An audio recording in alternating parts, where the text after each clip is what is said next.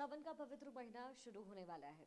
शिव भक्तों को खास तौर पर इस महीने का इंतजार होता है, क्योंकि वो कावड़ लेकर के अपनी पवित्र यात्रा पर निकलेंगे और अपने कावड़ में जल लेकर के अपने आराध्य भोले बाबा को चढ़ाएंगे। ये कावड़ यात्रा अपनी आस्था, अनोखे रंग, शिव भक्तों के उत्साह की वजह से हमेशा चर्चा में रहती है। लेकिन अब उत्तर प्रदेश में प्रशासन के एक आदेश की वजह से पूरी कावड़ यात्रा चर्चा में है।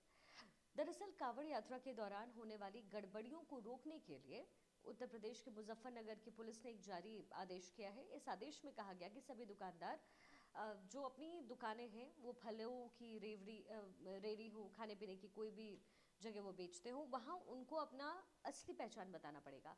यानी कि उन्हें नाम लिखना पड़ेगा अपनी रेडी के साथ में कि वो आरिफ आम वाले हैं या अमित, ताकि पश्चिमी उत्तर प्रदेश के इस रूट से गुजरने वाले कावड़िए उनके नाम और पहचान को देख करके तय कर सकें कि उनको उस दुकान से खाने पीने की चीज़ लेनी है या फिर नहीं लेनी है। उत्तर प्रदेश पुलिस का आदेश था तो पालन शुरू हो गया, लेकिन इसी के साथ शुरू हो गई सियासत। खुद को सेक्युलर बताने वाली एक बड़ी जमात सोशल मीडिया पर एक्टिव हो गई है और इसे मुसलमानों के खिलाफ भेदभाव के तौर पर पेश किया गया और इसे लोकतंत्र के लिए एक बेहद शर्मनाक दिन बताया जाने लगा। असदुद्दीन ओवैसी, जो कि AIMIM की चीफ है, उन्होंने इस फैसले को तो नाजीवाद से जोड़ दिया। तो खुद को एथीस्ट बताने वाले जावेद अख्तर ने भी इसे लेकर के सरकार पर हमला बोला है और कहा है कि सब्जियों और फलों का धर्म तो आप देखते हैं, क्या आप पेट्रोल और डीजल का धर्म आप देखते हैं? समाजवादी पार्टी के मुखिया अखिलेश यादव ने भी उत्तर प्रदेश के इस फैसले का विरोध किया और सिर्फ विपक्ष ही नहीं, ऐसा नहीं है कि इस फैसले के खिलाफ सिर्फ विपक्ष हो, बल्कि पूर्व केंद्रीय मंत्री और बीजेपी नेता मुख्तार अब्बास नकवी ने भी ट्विटर पर एक पोस्ट लिखी और फैसले को गैर जरूरी कदम बताया और कहा कि इससे समाज में बंटवारा बढ़ेगा।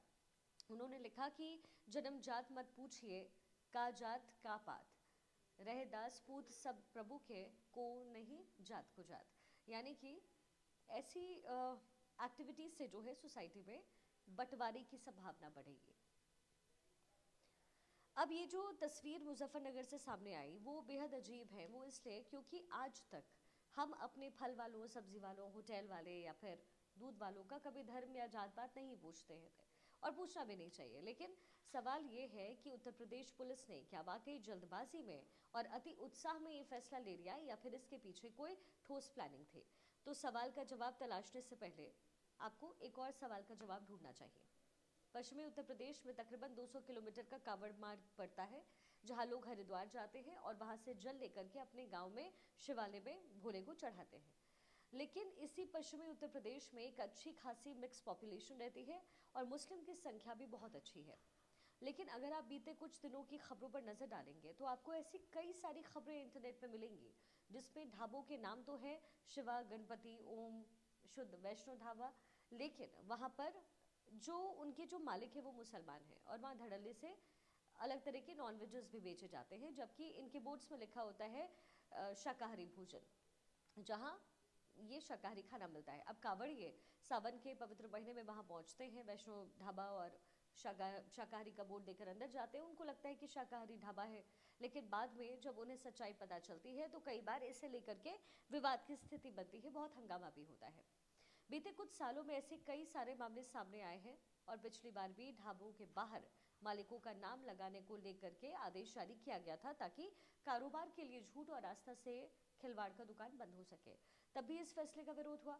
लेकिन सवाल यह है कि अगर किसी ढाबे का मालिक रहीम है तो उसे राम वैष्णो ढाबा लिखने की जरूरत क्या है? क्या वाकई उसकी राम पर आस्था है या फिर कारोबार का एक जरिया है ताकि हिंदू तीर्थ यात्रियों को आकर्षित किया जा सके? लेकिन अब हुआ ये कि प्रशासन ने एक कदम और आगे बढ़ करके फलों और सब्जियों की रेहड़ी वाले जो हैं उनके लिए भी नाम का लिखना कंपलसरी कर दिया ताकि उनकी भी पहचान आइडेंटिफाई की जा सके। अब इसके पीछे भी एक तर्क दिया जा रहा है। तर्क ये है कि जो तमाम सैकड़ों वायरल वीडियोस हुए हैं जिसमें एक संप्रदाय विशेष के दुकानदार कभी गन्ने के जूस में थूक मिला के बेचते हैं, कभी आम और तरबूज को लेकर के जो बातें सामने आई है उसको रोका जा सके, अपवित्रता को रोका जा सके, तो जाहिर है ऐसे जो वीडियोस और खबरों की संख्या जब तेजी से बढ़ी उसके बाद इन सो कॉल निरीह और नासमझ दुकानदारों के दिमाग में क्या चलता होगा ये तो पता नहीं। लेकिन ज़रा सोचें कि ये 1% के लिए भी हिंदू तीर्थ यात्री के साथ ऐसा हुआ, उसे पता चले कि जिस रेहड़ी से वो फल या सब्जी खरीद कर लाया था उसे पहले ही अपवित्र किया गया है, तो फिर क्या होगा? क्या ऐसे कानून व्यवस्था बिगड़ने का खतरा पैदा नहीं होगा? हम ये नहीं कह रहे कि कुछ तस्वीर और खबरों के आधार पर ये मान लेते हैं कि वर्ग विशेष के सारे लोग ऐसे होते होंगे, लेकिन ये हुआ भी तो है। शायद पुलिस नहीं चाहती है कि ऐसा कोई भी मामला सामने आए, और इसलिए उत्तर प्रदेश में ये बड़ा फैसला लिया गया है।